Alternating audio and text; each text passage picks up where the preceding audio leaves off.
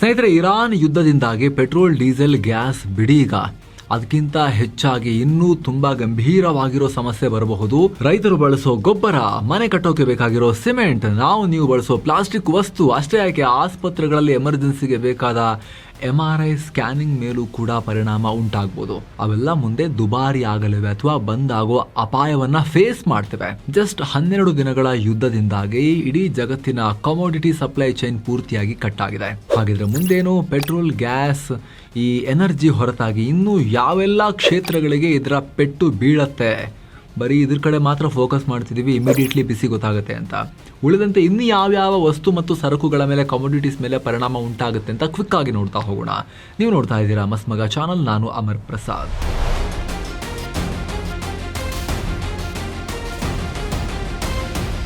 ಸ್ನೇಹಿತರೆ, ಹೊರ್ಮುಜ್ ಜಲಸಂಧಿಯಿಂದ ಬರೋದು ಕೇವಲ ಪೆಟ್ರೋಲ್, ಡೀಸೆಲ್, ಗ್ಯಾಸ್ ಮಾತ್ರ ಅಲ್ಲ.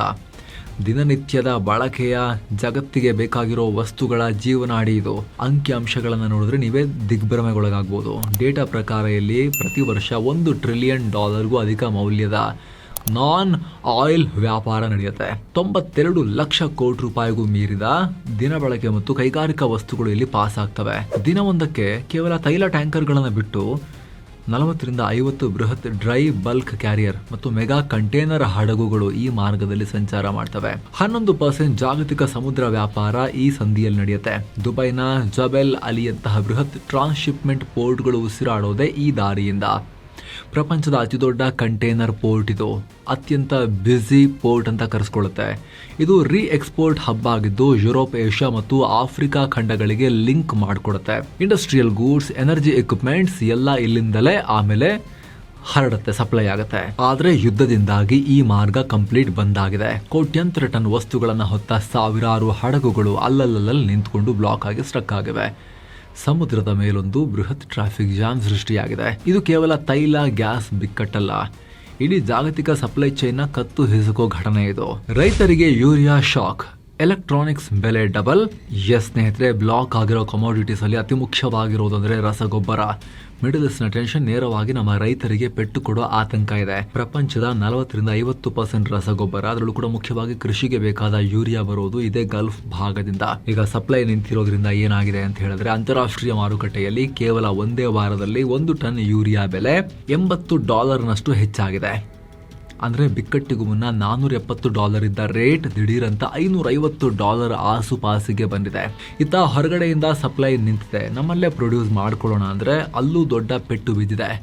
ಯಾಕಂದ್ರೆ ಕತರ್ನಿಂದ ಬರ್ತಾ ಇದ್ದ LNG ಕೂಡ ದಿಢೀರಂತ ಡ್ರಾಪ್ ಆಗಿದೆ ಸಪ್ಲೈ. ಹೀಗಾಗಿ ಭಾರತದ ರಸಗೊಬ್ಬರ ಫ್ಯಾಕ್ಟರಿಗಳು ತಮ್ಮ ಯೂರಿಯಾ ಉತ್ಪಾದನೆಯನ್ನ ಕಟ್ ಮಾಡಿವೆ. ಸರಿಯಾದ ಟೈಮ್ಗೆ ಗೊಬ್ಬರ ಸಿಗದೆ ಹೋದರೆ ಅದು ನಮ್ಮ ರೈತರಿಗೆ ಬೀಳೋ ಅತಿ ದೊಡ್ಡ ಪೆಟ್ಟಾಗುತ್ತೆ. ಹೀಗೆ ಕಂಟಿನ್ಯೂ ಆದರೆ ಯೂರಿಯಾ ಪ್ರತಿ ಚೀಲಕ್ಕೆ ರೇಟ್ ಜಾಸ್ತಿ ಆಗುತ್ತೆ. ಅಥವಾ ಸರ್ಕಾರ ಆರಂಭಿಕವಾಗಿ ಕನಿಷ್ಠ 10-15 ಸಾವಿರ ಕೋಟಿ ರೂಪಾಯಿ ಹೆಚ್ಚುವರಿ ಸಬ್ಸಿಡಿ ಕೊಟ್ಟು ಪ್ರೈಸ್ ಬ್ಯಾಲೆನ್ಸ್ ಮಾಡಬೇಕಾಗತ್ತೆ ಸರ್ಕಾರದವರು. ಇದರ ಜೊತೆಗೆ ಕೈಗಾರಿಕೆಗಳ ಕಡೆಗೆ ನೋಡಿದ್ರೆ ಅಲ್ಲಿ ಇನ್ನೊಂದು ದೊಡ್ಡ ಸಮಸ್ಯೆ ಏನು ಗೊತ್ತಾ? Sulphuric acid shortage. ಪ್ರಪಂಚದ 75% ಸಲ್ಫ್ಯೂರಿಕ್ ಆಸಿಡ್ ಉತ್ಪಾದನೆ ಆಗುವುದೇ ಗಲ್ಫ್ ರಾಷ್ಟ್ರಗಳಲ್ಲೇ. ಇದರಿಂದ ನಮಗೇನು ಪ್ರಾಬ್ಲಮ್ ಅಂತೀರಾ ಸ್ನೇಹಿತರೆ? ಈ ಆ್ಯಸಿಡ್ ಇಲ್ಲದೆ ಕಾಪರ್ ಅಂದರೆ ತಾಮ್ರವನ್ನು ಶುದ್ಧೀಕರಣ ಮಾಡೋಕ್ಕೆ ಆಗಲ್ಲ.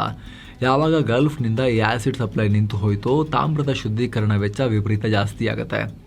ನಿಮ್ಮ ಮನೆಯ ವೈರಿಂಗ್ನಿಂದ ಹಿಡಿದು ಪ್ರತಿಯೊಂದು ಎಲೆಕ್ಟ್ರಾನಿಕ್ಸ್ ವಸ್ತುವಿಗೂ ತಾಮ್ರ ಬೇಕೇ ಬೇಕು. ಸೊ ಮೊಬೈಲ್, ಲ್ಯಾಪ್ಟಾಪ್, EV ಕಾರುಗಳು ಸೇರಿದ ಹಾಗೆ ಎಲ್ಲ ಎಲೆಕ್ಟ್ರಾನಿಕ್ಸ್ ಬೆಲೆ ಕೂಡ ರೇಟ್ ಜಾಸ್ತಿ ಆಗೋ ಅಪಾಯವನ್ನು ಈಗ ಫೇಸ್ ಮಾಡ್ತಾ ಇದ್ದೀವಿ ನಾವು. ಮನೆ ಕಟ್ಟೋರಿಗೂ ಬಿಗ್ ಶಾಕ್, ಸಿಮೆಂಟ್, ಸ್ಟೀಲ್ಗೂ ಸಂಕಷ್ಟ. ಸ್ನೇಹಿತರೆ ನೋಡಿ, ಕಲ್ಲಿದ್ದಲು ಮತ್ತು ಕಬ್ಬಿಣದ ಅದಿರಿನ ಸಾಗಾಣಿಕೆ ಕೂಡ ಸಂಪೂರ್ಣವಾಗಿ ನಿಂತು ಹೋಗಿದೆ. ಮಿಡಲ್ ಈಸ್ಟರ್ನ್ ರಾಷ್ಟ್ರಗಳು ಜಗತ್ತಿನ ಅತಿದೊಡ್ಡ ಹೈ ಕ್ವಾಲಿಟಿ ಸ್ಟೀಲ್ DRIನ ಉತ್ಪಾದಕರು. ಈ ಬೃಹತ್ ಫ್ಯಾಕ್ಟರಿಗಳು ನಡೆಯೋಕೆ ದಿನನಿತ್ಯ ಲಕ್ಷಾಂತರ ಟನ್ ಕಲ್ಲಿದ್ದಲು ಕಾರ್ಗೋ ಹಡಗುಗಳಲ್ಲಿ ಬರಬೇಕು. ಆದ್ರೀಗ ಸಪ್ಲೈ ಆಗ್ತಿಲ್ಲ. ಹಾಗಂತ ನಮಗೆ ಮಿಡಲ್ ಈಸ್ಟ್ನಿಂದ ಕೋಲ್ ಬರೋದಿಲ್ಲ. ಅದು ಸೌತ್ ಆಫ್ರಿಕಾ, ರಷ್ಯಾ, ಆಸ್ಟ್ರೇಲಿಯಾದಿಂದ ಬರುತ್ತೆ. ನಮ್ಮಲ್ಲೂ ಕೂಡ ನಾವು ಉತ್ಪಾದನೆ ಮಾಡ್ತೀವಿ. ನಾವು ಕೂಡ ಮೇಜರ್ ಕಂಟ್ರಿ ಕಲ್ಲಿದ್ದಲು ವಿಚಾರಕ್ಕೆ ಸಂಬಂಧಪಟ್ಟಂತೆ. ಆದರೆ ಯುದ್ಧದಿಂದಾಗಿ, ಈ ಟೆನ್ಷನ್ನಿಂದಾಗಿ ಗ್ಲೋಬಲ್ ಫ್ರೈಟ್ ಚಾರ್ಜಸ್ ಅಂದರೆ ಆ ಸಾಗಾಣಿಕಾ ವೆಚ್ಚ ಮತ್ತು ಕೋಲ್ ಪ್ರೈಸ್ ಎರಡೂ ಭಾರಿ ಹೆಚ್ಚಾಗ್ತವೆ. ಇದರಿಂದ ಕಲ್ಲಿದ್ದಲು ಬೆಲೆ ಆಲ್ರೆಡಿ 10ರಿಂದ 12% ಜಂಪ್ ಆಗಿ ಹೋಗಿದೆ. ಸಣ್ಣ ಪುಟ್ಟ ಸ್ಟೀಲ್ ಪ್ಲಾಂಟ್ಗಳು ಆಲ್ರೆಡಿ ಪ್ರೊಡಕ್ಷನ್ ನಿಲ್ಲಿಸ್ತಾ ಇವೆ. ಅಷ್ಟು ಮಾತ್ರ ಅಲ್ಲ, ಸಿಮೆಂಟ್ ತಯಾರಿಸೋಕೆ ಅತ್ಯಗತ್ಯವಾಗಿ ಬೇಕಾದ ಪೆಟ್ ಕೋಕ್ ಮತ್ತು ಲೈಮ್ ಸ್ಟೋನ್ ಬರೋದು ಕೂಡ ಗಲ್ಫ್ ಮಾರ್ಗದಿಂದಲೇ.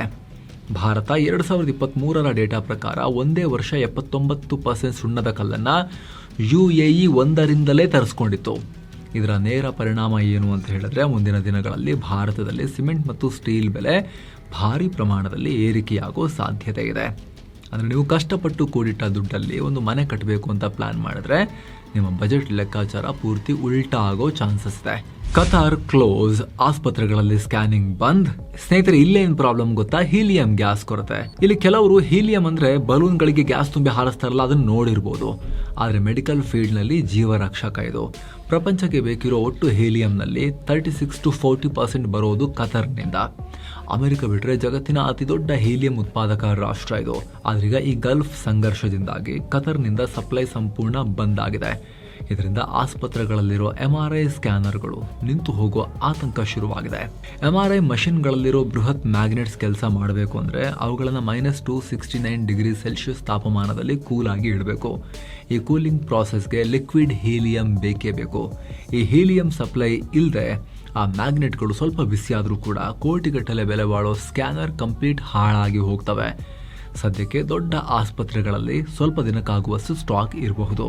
ಆದರೆ ಸಂಘರ್ಷ ಹೀಗೆ ಮುಂದುವರೆದ್ರೆ ಸ್ಕ್ಯಾನಿಂಗ್ಗೆ ಪ್ರಾಬ್ಲಮ್ ಆಗ್ಬೋದು. ಅಷ್ಟೇ ಅಲ್ಲ, ಸೆಮಿಕಂಡಕ್ಟರ್ ಪ್ರೊಡಕ್ಷನ್ನಲ್ಲೂ ಹೀಲಿಯಂ ಅವಶ್ಯಕ. ಜಾಗತಿಕ ಚಿಪ್ ಮ್ಯಾನುಫ್ಯಾಕ್ಚರಿಂಗ್ ಕೂಡ ಪೆಟ್ಟನ್ನು ತಿನ್ನುತ್ತೆ ಮುಂದಿನ ದಿನಗಳಲ್ಲಿ ಹೀಗೆ ಯುದ್ಧ ಕಂಟಿನ್ಯೂ ಆದರೆ. ಯುದ್ಧ ನಿಲ್ಲೋದು ಅನಿವಾರ್ಯ ಇಡೀ ಜಗತ್ತಿಗೆ. ಈಗ ಸಮುದ್ರ ಮಾರ್ಗ ಬಂದ್, ಸಾಗಾಟದ ಖರ್ಚು ಡಬಲ್. ಸ್ನೇಹಿತರಿಗ ಏಷ್ಯಾ ಮತ್ತು ಯುರೋಪ್ ಟ್ರೇಡ್ ರೂಟ್ಗಳು ಸಿಕ್ಕಾಪಟ್ಟೆ ಪ್ರೆಷರ್ನಲ್ಲಿವೆ. ಸಮುದ್ರದಲ್ಲಿ ಹಡಗುಗಳ ಓಡಾಟ ಕಮ್ಮಿ ಆಗ್ತಿದ್ದ ಹಾಗೆ ಕಂಟೈನರ್ ಫ್ರೈಟ್ ರೇಟ್ಗಳು ಗಗನಕ್ಕೇರಿವೆ. March 2026 Drewry world container index report ನೋಡಿ, 40 ಅಡಿಯ ಒಂದು ಕಂಟೈನರ್ ಸಾಗಾಟದ ವೆಚ್ಚ $1958 ಅಮೆರಿಕನ್ ಡಾಲರ್ ತಲುಪಿದೆ. ಇದು ಫೆಬ್ರವರಿ ಕೊನೆಯ ವಾರದಲ್ಲಿ $1899 ಇತ್ತು. ಒಂದು ವಾರದಲ್ಲಿ 3% ರೈಸ್ ಆಗಿ ಹೋಗಿದೆ. ಇನ್ನು trading economics container freight index data ನೋಡಿದ್ರೆ ಮಾರ್ಚ್ 11 ಹೊತ್ತಿಗೆ ಇದು 1489 ಪಾಯಿಂಟ್ಸ್ ತಲುಪಿದ್ದು ಒಂದೇ ತಿಂಗಳಲ್ಲಿ ಬರೋಬ್ಬರಿ 17.6% ಜಿಗಿತ ಕಂಡಿದೆ. ಇದಕ್ಕಿಂತ ಶಾಕಿಂಗ್ ಅಂತ ಹೇಳಿದ್ರೆ ಇನ್ಶೂರೆನ್ಸ್ನ ಹೊಡೆತ.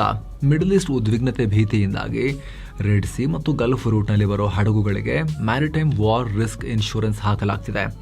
ಇದು ಮಾರ್ಚ್ ಆರಂಭದಲ್ಲಿ ಬರೋಬ್ಬರಿ 1000%ಗಿಂತ ಹೆಚ್ಚು ಜಾಸ್ತಿ ಆಗಿದೆ. ಮೊದಲು ಒಂದು ಹಡಗಿಗೆ ಲಕ್ಷಗಳಲ್ಲಿ ಇರ್ತಾ ಇದ್ದ ಇನ್ಶೂರೆನ್ಸ್ ಈಗ ಕೋಟಿಗಳಿಗೆ ಬಂದು ತಲುಪಿದೆ.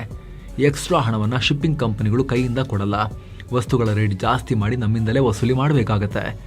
ಶಿಪ್ಪಿಂಗ್ ಚಾರ್ಜಸ್ ಜಾಸ್ತಿಯಾಗಿ ನೇರವಾಗಿ ನಿಮ್ಮಂತ ಸಾಮಾನ್ಯ ಗ್ರಾಹಕರಿಗೆ ಬಿಸಿ ತಾಗತ್ತೆ. ಆಕಾಶದಿಂದ ಸಮುದ್ರದವರೆಗೆ ಲಾಕ್ಡೌನ್, ಗಲ್ಫ್ ಆರ್ಥಿಕತೆಗೆ ಕಂಟಕ. ಸ್ನೇಹಿತರೆ, ಆಕಾಶ ಮಾರ್ಗದಲ್ಲೂ ಪ್ರಾಬ್ಲಮ್ಮೇ. ಏರ್ಲೈನ್ಸ್ ಕಡೆ ನೋಡಿದ್ರೆ ಆಲ್ರೆಡಿ ಟಿಕೆಟ್ ರೇಟ್ ಜಾಸ್ತಿ ಆಗಿವೆ. ಏರ್ ಇಂಡಿಯಾ ಆಲ್ರೆಡಿ ಡೊಮೆಸ್ಟಿಕ್ ಫ್ಲೈಟ್ಗಳಿಗೆ $399 ಸರ್ಚಾರ್ಜ್ ಹಾಕ್ತಾ ಇದೆ. ಕಚ್ಚಾ ತೈಲದ ಬಿಕ್ಕಟ್ಟಿನಿಂದಾಗಿ ಜೆಟ್ ಫ್ಯೂಲ್ ಅಂದರೆ ವಿಮಾನಯಾನ ಇಂಧನ ರೇಟ್ ಈಗ 80% ಜಾಸ್ತಿ ಆಗಿದೆ. ಇನ್ನು ಬಂದರುಗಳ ಕಡೆಗೆ ನೋಡಿದ್ರೆ ಜಗತ್ತಿನ ಒಟ್ಟು ಕಂಟೈನರ್ ಹಡಗುಗಳಲ್ಲಿ 13% ಹಡಗುಗಳು ಗಲ್ಫ್ನ ಟ್ರಾಫಿಕ್ ಜಾಮ್ನಲ್ಲಿ ಸಿಕ್ಕಾಕೊಂಡಿವೆ. ನಮ್ಮ ಭಾರತದ ಸುಮಾರು 37 ಹಡಗುಗಳು ಪರ್ಷಿಯನ್ ಗಲ್ಫ್ ಮತ್ತು ಗಲ್ಫ್ ಆಫ್ ಒಮಾನ್ನಲ್ಲಿ ಸಿಕ್ಕಾಕೊಂಡಿವೆ. ಇಲ್ಲಿನೊಂದು ಅತ್ಯಂತ ಇಂಪಾರ್ಟೆಂಟ್ ವಿಚಾರ ಅಂದರೆ ಲಕ್ಷಾಂತರ ಭಾರತೀಯರು ಗಲ್ಫ್ ರಾಷ್ಟ್ರಗಳಲ್ಲಿ ಕೆಲಸ ಮಾಡ್ತಿದ್ದಾರೆ. ಈಗ ಈ ಅಸ್ಥಿರತೆ ಭೀತಿಯಿಂದ ಆ ವಲಸಿಗರೆಲ್ಲ ತಮ್ಮ ರಾಷ್ಟ್ರಗಳಿಗೆ ವಾಪಸ್ ಹೊರಟ್ರೆ ಏನಾಗುತ್ತೆ? ಗಲ್ಫ್ ಆರ್ಥಿಕತೆ ಅಕ್ಷರಶಃ ಅಲುಗಾಡತ್ತೆ, ಕುಸಿದು ಬೀಳುತ್ತೆ. ಯಾಕಂದರೆ ಗಲ್ಫ್ ರಾಷ್ಟ್ರಗಳ ಆರ್ಥಿಕತೆ ನಿಂತಿರೋದೇ ಭಾರತದಂತಹ ರಾಷ್ಟ್ರಗಳಿಂದ ಹೋದ ವಲಸಿಗರ ಶ್ರಮದ ಮೇಲೆ. ಅಲ್ಲಿ ಪಾಪ್ಯುಲೇಷನ್ ಜಾಸ್ತಿ ಇಲ್ಲ. ಅಲ್ಲಿನ ನೇಟಿವ್ ಪಾಪ್ಯುಲೇಷನ್ಗಿಂತ ಹಲವು ಪಟ್ಟು ಜಾಸ್ತಿ ವಲಸಿಗರನ್ನ ಇಟ್ಕೊಂಡು ಅವರು ದೇಶ ನಡೆಸ್ತಾ ಇರೋದು. ಇದರ ಜೊತೆಗೆ ನಮಗೂ ಪ್ರಾಬ್ಲಮ್ ಆಗುತ್ತೆ. ಅಲ್ಲಿ ಶೇಖುಗಳಿಗೆ ಮಾತ್ರ ಪ್ರಾಬ್ಲಮ್ ಆಗಲ್ಲ. ಗಲ್ಫಲ್ಲಿ ಅಲ್ಲಿರುವಂಥ ಕೆಲಸಗಾರರು ಭಾರತಕ್ಕೆ ದುಡ್ಡು ಕಳಿಸ್ತಾರಲ್ಲ, ಅದ್ರ ಮೇಲೆ ಡಿಪೆಂಡ್ ಆಗಿರೋ ಭಾರತೀಯ ಫ್ಯಾಮಿಲಿಗಳಿಗೂ ಪ್ರಾಬ್ಲಮ್ ಆಗುತ್ತೆ. ಸಾವಿರಾರು ಕೋಟಿ ರೂಪಾಯಿಗಳ ರೆಮಿಟೆನ್ಸ್ ಕಟ್ ಆಗ್ಬೋದು. 2025 ಆರ್ಥಿಕ ವರ್ಷದಲ್ಲಿ ಭಾರತಕ್ಕೆ $135.4 ಬಿಲಿಯನ್ ರೆಮಿಟೆನ್ಸ್ ಬಂದಿದೆ. ಅದರಲ್ಲಿ 38% ಅಂದರೆ ಸುಮಾರು $50 ಬಿಲಿಯನ್ ಗಲ್ಫ್ ರಾಷ್ಟ್ರಗಳಿಂದಲೇ ಬಂದಿದೆ. ನಮ್ಮ ಆರ್ಥಿಕತೆಗೂ ಇದು ಭಾರಿ ಪೆಟ್ಟು. ಸೊ ಸ್ನೇಹಿತರೆ, ಆಲ್ರೆಡಿ ಒಂದು ವಿಚಾರ ಕ್ಲಿಯರ್ ಆಗಿರ್ಬೋದು. ಯುದ್ಧ ಆಗಲಿ, ಅವ್ರವ್ರಿಗೆ ಹೊಡಿಲಿ, ಇವ್ರಿಗೆ ಹೊಡಿಲಿ, ಹಾಕು ಅಂತ ಹೇಳೋರಿಗೆ ಒಂದು ವಿಚಾರ ಅರ್ಥ ಆಗುತ್ತೆ. ಈಗ ಆಗ್ತಾ ಇದೆ, ಮುಂದೇನೂ ಕೂಡ ಆಗುತ್ತೆ. ಇದು ಕನೆಕ್ಟೆಡ್ ವರ್ಲ್ಡ್, ಇದು ಕೂಡ್ಕೊಂಡಿರೋ ಜಗತ್ತಿದು. ನಾವು ಬೇರೆ ನೀವು ಬೇರೆ, ನಾವು ಬೇರೆ ನೀವು ಬೇರೆ ಅಂತ ಹೇಳ್ಬೋದು. ಆದರೆ ಒಂದು ಕಡೆ ಆಗೋ ಪ್ರಾಬ್ಲಮ್ನ ಪರಿಣಾಮ ಇನ್ನೊಂದು ಕಡೆ ಕೂಡ ಒಂದಲ್ಲ ಒಂದು ರೀತಿಯಲ್ಲಿ ತಾಗತ್ತೆ. ಸಾವಿರಾರು ಕಿಲೋಮೀಟರ್ ದೂರದಲ್ಲಿ ನಡೀತಿರಬಹುದು, ಆದರೆ ಬಿಸಿ ನಮ್ಮ ಅಡುಗೆ ಮನೆ, ನಮ್ಮ ಊಟದ ತನಕನೂ ಕೂಡ ಬಂದೀಗ ನಿಂತ್ಕೊಂಡಿದೆ. ನಮ್ಮ ಚಿಕಿತ್ಸೆ, ಟ್ರೀಟ್ಮೆಂಟ್ ತನಕ ಕೂಡ ಬಂದು ನಿಂತ್ಕೊಂಡಿದೆ. ಜೊತೆಗೆ ಇದು ಕೇವಲ ಟ್ರೇಲರ್ ಮಾತ್ರ. ಬಿಕ್ಕಟ್ಟು ನಿಲ್ಲೋ ಯಾವ ಲಕ್ಷಣವೂ ಸದ್ಯದ ತನಕ ಈ ವಿಡಿಯೋ ರೆಕಾರ್ಡ್ ಮಾಡೋ ತನಕ ಕಾಣಿಸ್ತಿಲ್ಲ.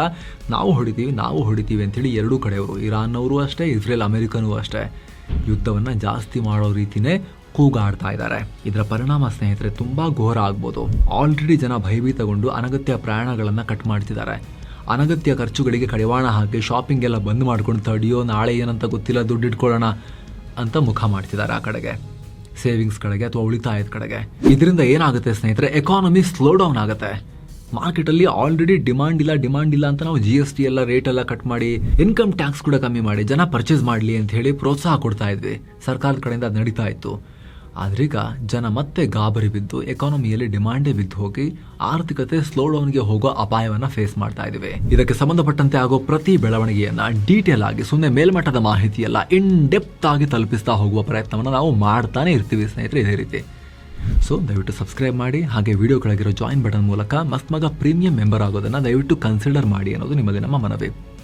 ಆಗ ಕೇವಲ ಮೆಂಬರ್ ಓನ್ಲಿ ವೀಡಿಯೋಸನ್ನು ನೋಡೋದು ಮಾತ್ರ ಅಲ್ಲ, ನೀವು ನಮ್ಮ ತಂಡಕ್ಕೆ, ನಮ್ಮ ತಂಡದ ಕೆಲಸಕ್ಕೆ ಸಪೋರ್ಟ್ ಮಾಡಿದ ಹಾಗೂ ಕೂಡ ಆಗುತ್ತೆ. ಆಸಕ್ತರು ಚೆಕ್ ಮಾಡ್ಬೋದು. ಮತ್ತೆ ಭೇಟಿ ಆಗ್ತಿರೋಣ ಸ್ನೇಹಿತರೆ. ನಮಸ್ತೆ.